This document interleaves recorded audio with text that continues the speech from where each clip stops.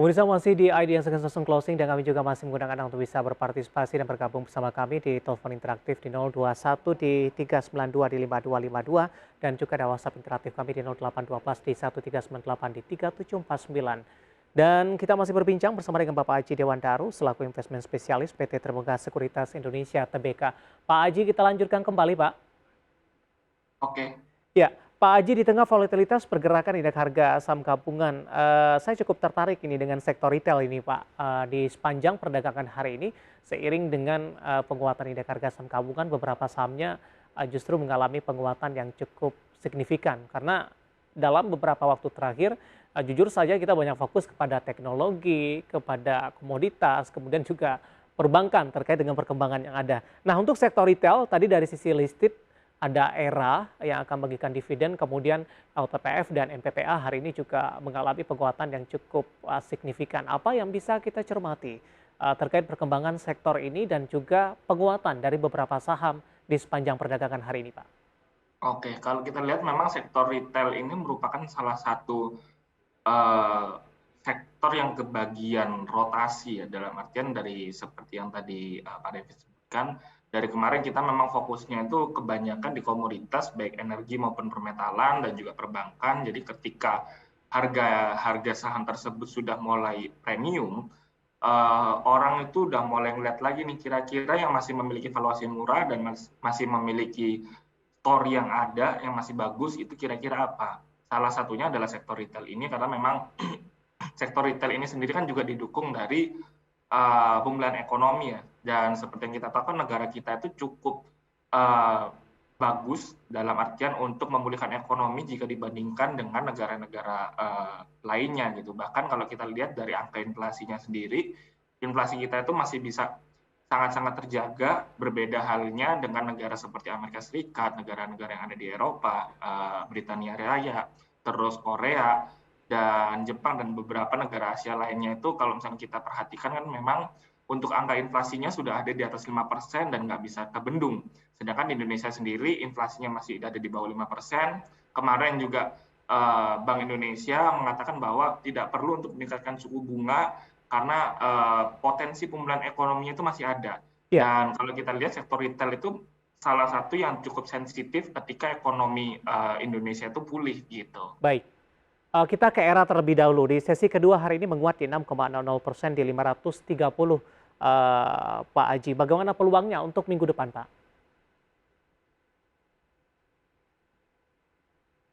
Halo, Pak Aji. Ya, Pak Aji. Halo, Ya, ya.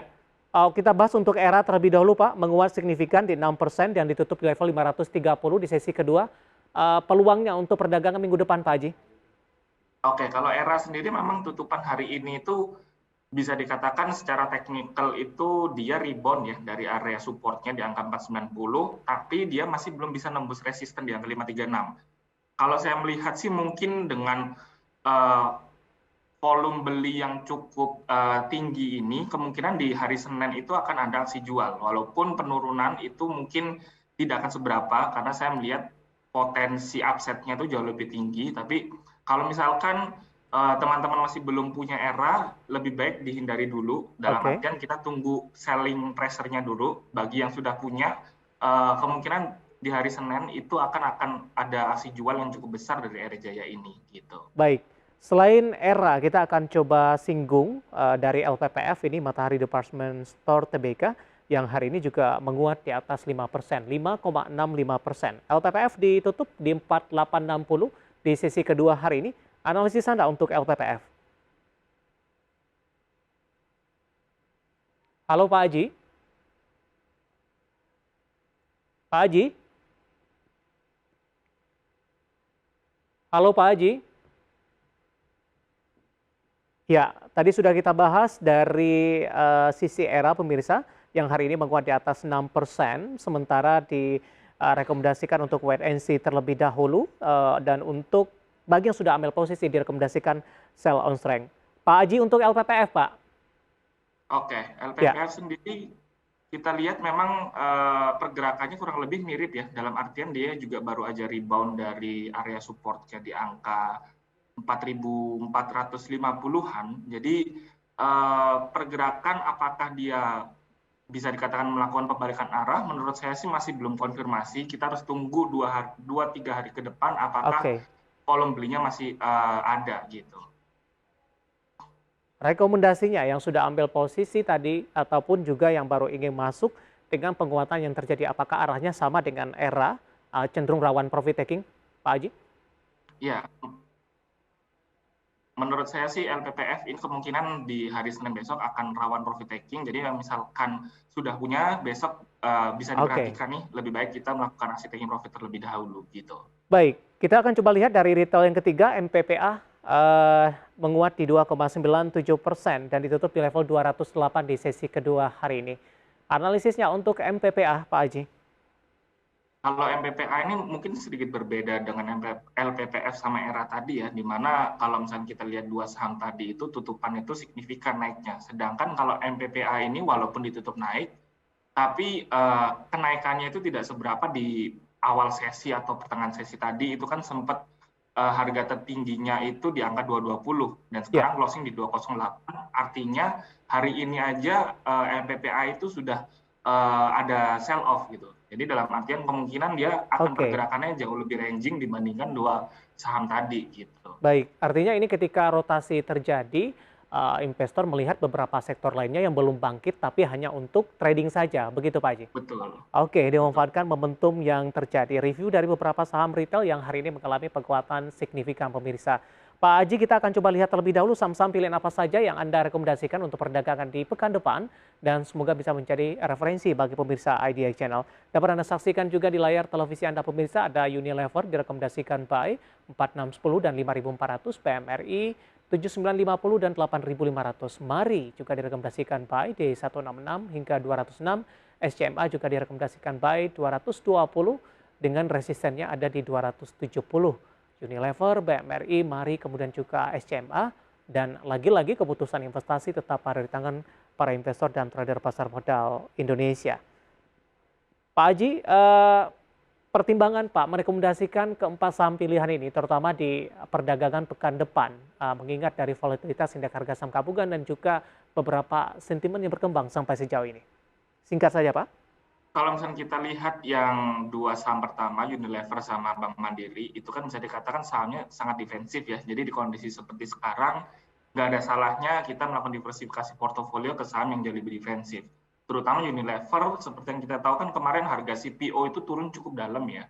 Dan Unilever ini merupakan akan diuntungkan nih ketika harga CPO turun karena kan dia itu cost production-nya itu based on CPO juga. Jadi ketika harga CPO-nya turun, dia bisa mengambil margin yang lebih besar. Dan ini menurut saya cukup atraktif. Selain Unilever, tadi saya sempat rekomendasikan Bank Mandiri, karena ya sektor perbankan ini stok juga kalau misalkan ternyata ada penurunan atau ketidakpastian dari market itu sendiri gitu. Dan dua saham lainnya seperti Mari dan juga SCMA itu lebih ke arah untuk short term trading ya, karena memang saya melihat momentumnya itu untuk Mahaka Radio sendiri dia itu secara teknikal dia berpotensi melakukan pembalikan arah, dan kalau misalnya kita lihat kan memang dari awal tahun sampai kemarin ini dia masih ada di downtrend ya, tapi Ya, beberapa hari terakhir 1 minggu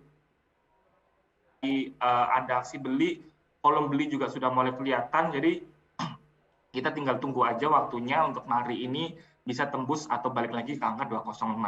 Dan yang terakhir untuk SCMA, SCMA ini kan kemarin baru aja ada laporan yang mengatakan bahwa video.com yang merupakan anaknya SMA ini disuntik dana ya ya. dari beberapa perusahaan yang menurut saya juga saya melihat untuk in the long run, in the long term SCMA ini akan cukup menarik juga untuk diperhatikan karena sekarang ini SMA berusaha untuk masuk ke segmen digital juga nih. Jadi Oke. kita melihat induknya yang MTech ini kan memang sudah sangat agresif dalam melakukan ekspansi bisnisnya dari sisi digitalisasinya, dan sekarang kebetulan sepertinya waktunya SMA untuk mulai di otak-atik lah ibaratnya sama si MTech itu tadi gitu. Baik, artinya ke arah yang lebih baik begitu Pak Haji?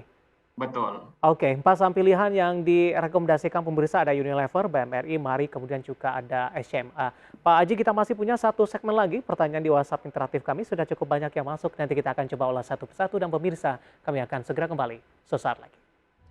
Kita sudah sampai di segmen terakhir dan terima kasih juga untuk Anda yang masih bergabung bersama kami. Pak Aji, kita lanjutkan kembali Pak, waktu kita cukup terbatas. Pak Aji, di segmen terakhir, beberapa pertanyaan sudah masuk di WhatsApp interaktif kami. Langsung saja kita akan coba bahas. Ini kebetulan tidak menyebutkan nama dan lokasi, tapi menanyakan saham gudang garam ini Pak. Bisa mencapai 40.000 per lembar tidak di bulan Juli nanti? Karena ada jadwal pembagian dividen ini. Posisi saat ini masih di 31.000 Pak Aji. Kalau gudang garam sendiri untuk bisa kembali ke angka 40 ribuan menurut saya masih agak susah ya, karena memang sentimennya untuk sektor rokok ini cukup negatif. Jadi pergerakannya mungkin akan kecenderungan stabil di 30 ribuan sampai 32 ribuan aja untuk gudang garam ini gitu. Baik, peluangnya cukup tipis, tapi kalau yang sudah di level atas direkomendasikan averaging down tidak Pak? Kalau saya melihat sendiri sih mungkin karena dia pergerakannya juga belum ada tanda-tanda pembalikan arah, lebih baik kalau misalkan ada cash berlebih Ya, diinvestasikan ke tempat yang lain saja, jangan di average oke. down ke gudang garam gitu. Baik, selanjutnya kita akan coba sapa ada Bapak Hans dari Yogyakarta menanyakan saham BRIS ini Pak. Prospek jangka panjang, apakah bisa kembali lagi di harga 2.000 ini? Tampaknya nyangkut ini ketika BRIS di zamannya sedang mengalami kenaikan signifikan. Analisis Anda, peluang BRIS balik ke 2.000?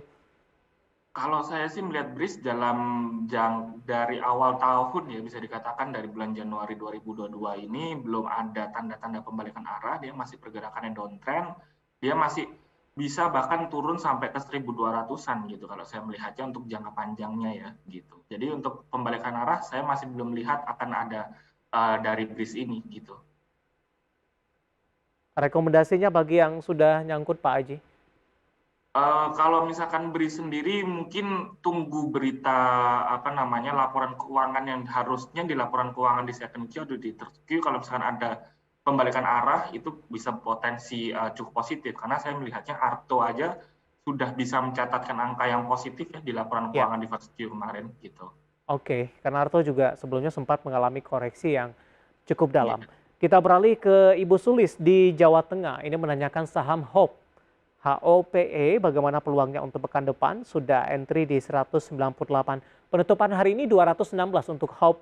Sudah profit sebenarnya. Bagaimana analisis Anda? Dengan posisi 198, hari ini di 216. Masih ada ruang penguatan tidak untuk HOPE? Kalau saya ngelihat Hope ini sendiri kan memang dia itu kecenderungan fluktuasi harganya cukup tinggi ya. Saya lihat juga secara volumenya juga sangat aktif diperdagangkan. Jadi lebih baik kalau misalkan sudah untung, bahkan ini untungnya cukup besar juga ya. Lebih baik di aksi taking profit aja lebih dulu, karena lebih baik kita play safe aja gitu. Baik, selanjutnya ada Bapak Tino dari Pacitan, Jawa Timur, menanyakan saham Java, Pak. Punya harga di 1.615 dan nyangkut dari 13 April 2022 hingga kini. Apakah masih bisa kejemput tidak level 1.600-an ini untuk Java? Kalau Java sendiri secara teknikal kan dia memang dari pertengahan bulan Mei ya, April Mei itu dia sudah mulai ada bergerak ranging, bergerak sideways, dan ini sekarang dia berpotensi untuk melakukan pembalikan arah. Jadi kalau misalkan sudah konfirmasi pergerakannya naik, dia bisa untuk kembali ke angka 1.600, bahkan sampai ke 1.680 itu masih bisa gitu. Oke, di hold saja begitu ya, Pak? Iya, betul. Baik, penutupan hari ini 15.45 menguat di 2,66%, tidak begitu jauh dengan level entry untuk Java. Selanjutnya saya akan coba bahas pertanyaan dari Bapak Bambang, Sidoarjo, Jawa Timur ini, menanyakan saham Adaro. Apakah ini untuk trading besok atau Senin akan turun sampai 2.900 atau naik di 3.100? Arah Adaro di pekan depan. Penutupan hari ini di 2970 menguat di 1,02%, Pak Haji. Ya, Pak Bambang di Sidoarjo, Jawa Timur menanyakan saham Adaro. Ya, halo Pak. Halo, Ya, ya. silakan dilanjutkan kembali Pak. Adaro sudah ambil posisi di 3.000. Apakah ini peluangnya untuk pekan depan masih ada balik ke sana karena penutupan hari Oke, ini kalau Adaro 29.70? sendiri memang walaupun beberapa waktu terakhir dia mengalami penurunan, tapi untuk jangka panjangnya dia itu masih ada di uptrend channel. Ya, Jadi malah bisa dimanfaatkan untuk melakukan aksi beli lagi ya untuk. oke. Aksi beli lagi untuk Adaro masih ada ruang penguatan ini. Penutupan hari ini 29.70, tidak cukup jauh dari level 3.000-an yang sudah diambil sebelumnya. Pak Aji, waktu kita cukup terbatas Pak, dan tampaknya pembahasan tadi mengakhiri kebersamaan kita di IDX Session Closing untuk kali ini. Akhirnya saya David Sanovo dan seluruh kerja yang bertugas mengucapkan terima kasih dan sampai berjumpa kembali.